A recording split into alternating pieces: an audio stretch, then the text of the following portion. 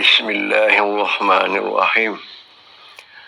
Assalamualaikum warahmatullahi wabarakatuh. Alhamdulillahilladzi hadana lihaza wa ma kunna linahtadiya laula an hadanallah. Amma ba'du. Pertama-tama puji dan syukur kita panjatkan kehadirat Allah Subhanahu wa taala yang telah memberikan banyak nikmat kepada kita. Nikmat umur, nikmat kesehatan, nikmat rezeki, dan nikmat-nikmat yang lainnya. Selanjutnya, salawat dan salam kita sampaikan kepada junjungan kita Nabi besar Muhammad sallallahu alaihi wasallam. Para pendengar sekalian, topik kita kali ini adalah mengenai konflik.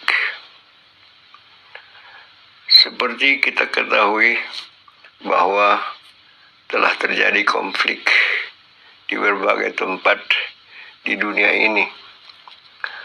Konflik yang paling kecil adalah konflik antara anggota keluarga, antara orang tua dengan anak, antara anak dengan anak, antara sesama keluarga, dan sebagainya itu, yang berkembang menjadi konflik antar golongan, sampai konflik antar desa, antar kampung, terus berkembang lagi konflik antar daerah, dan lebih berkembang lagi menjadi konflik antara negara dengan negara. Itulah dia yang kita sebut dengan konflik yang sangat besar, yang kita katakan dengan perang.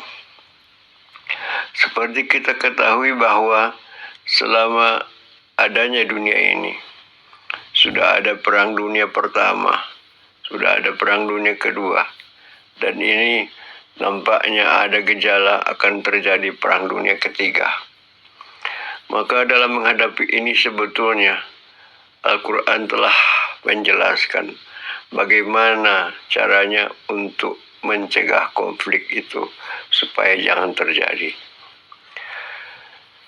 Sebenarnya konflik itu terjadi adalah karena kesalahpahaman, kemudian perbedaan kepentingan, dan hal-hal lain yang sifatnya adalah sangat bertentangan satu sama lain. Konflik itu dimulai daripada Nabi Adam alaihissalam, yaitu ketika anaknya Qabil dan Habil berseteru mengenai calon istri, di mana bahwa pada waktu itu sudah ada aturan bahwa yang bisa menikah satu sama lain adalah laki-laki dan perempuan yang tidak kembar. Jadi terjadi persilangan waktu itu, di mana seperti kita ketahui Habil lahir dengan Labuda, mereka kembar. Habil ini laki-laki, Labuda perempuan. Selanjutnya, kembar berikutnya adalah Qabil dan Iklimah. Qabil ini laki-laki, Iklimah perempuan. Maka menurut syariah waktu itu adalah syariah tentunya dari Allah Subhanahu wa taala, yang disampaikan kepada Nabi Adam alaihissalam sebagai nabi pertama dan manusia pertama di bumi ini. Jadi perjodohan hanya dibolehkan, tidak dibolehkan antara satu kembaran. Jadi harus terjadi persilangan. Jadi waktu itu Habil dan Labuda adalah satu kembaran, Qabil dan Iklimah satu kembaran. Jadi yang boleh menikah adalah Habil dengan Iklimah dan Qabil dengan Labuda. Tapi waktu itu Qabil tidak setuju. Qabil tidak mau menikah dengan Labuda. Dia mau menikah dengan Iklimah, saudari kembarannya. Sedangkan ini tidak dibolehkan. Kenapa begitu? Karena Iklimah ini nampaknya lebih cantik daripada Labuda. Ya.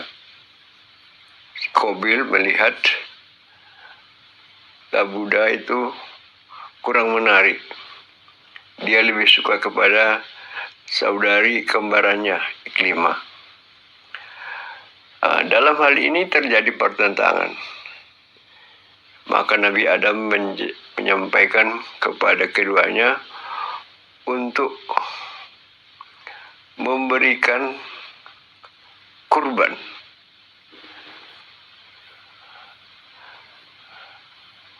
Yang disediakan. Maka Habil ini adalah seorang peternak. Dia menyediakan kurbannya adalah binatang ternaknya yang paling cantik, yang paling bagus, yang paling mahal lah istilahnya kita sekarang. Sedangkan Qabil adalah seorang petani, maka dia menyediakan ala kadarnya saja, yaitu dari hasil pertaniannya. Maka pada masa itu Allah menerima kurbannya si Habil, sedangkan kurbannya si Qabil ditolak oleh Allah Subhanahu wa Ta'ala. Berarti keinginan si Qabil ini tidak dibenarkan. Jadi disinilah Qabil keberatan, dan saking tidak setujunya dia, maka dibunuhnya lah si Habil ini, saudaranya sendiri. Jadi terjadi pembunuhan, si Habil mati dan tergeletak di tanah. Waktu itu bingunglah si Qabil ini, mau diapakan ini saudaranya ini. Dia sendirian di situ dengan si Habil yang sudah tidak bernyawa lagi. Pada waktu itu ada dua burung berkelahi di depan mereka, dan salah satu burung mati.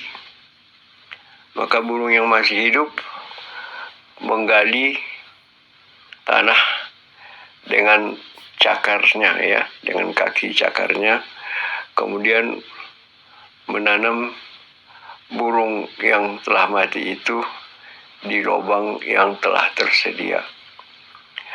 Melihat itu, Qabil pun berpikir bahwa si Habil ini, saudaranya ini, ditanamnya lah, ya, tanamnya sehingga tidak ada lagi bekas-bekasnya.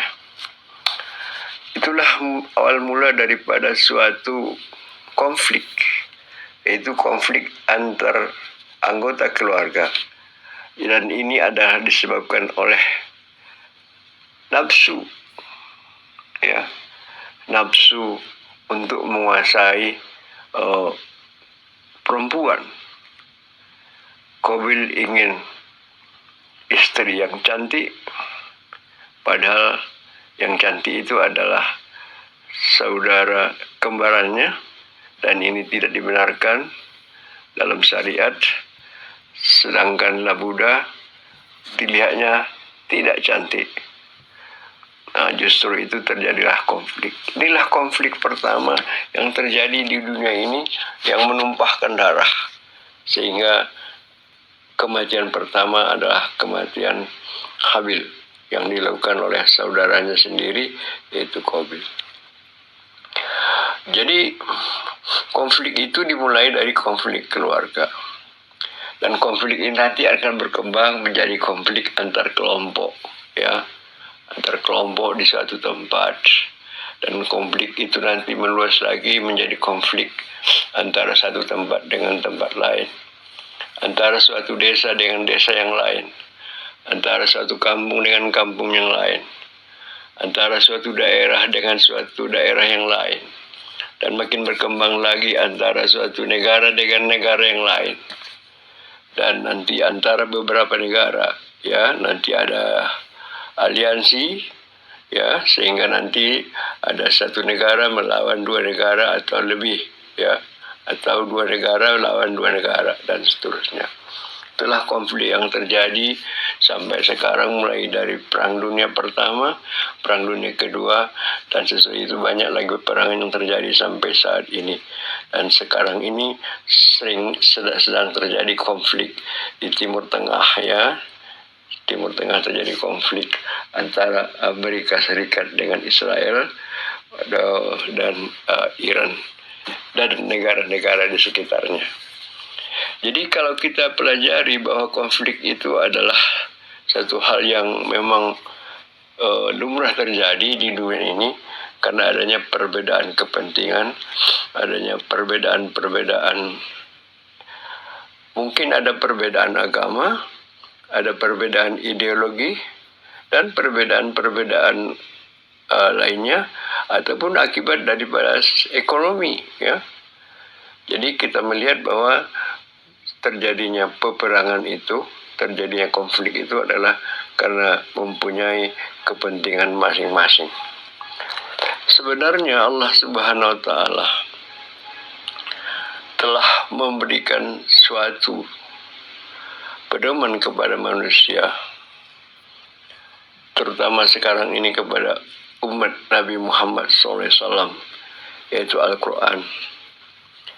Dan ini tercantum pada surat Ahtarim, surat Ahtarim ayat 6, bahwa ayat itu menyatakan, ya ayyuhallazina amanu ku anfusakum wa ahlikum naro, dan seterusnya. Ya ayyuhallazina amanu ku anfusikum wa ahlikum naro. Ya, seterusnya, itu panjang lagi ayatnya itu.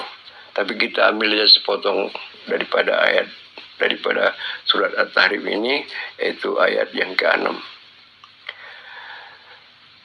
Apa kata Allah dalam Al-Quran? Hai orang-orang yang beriman,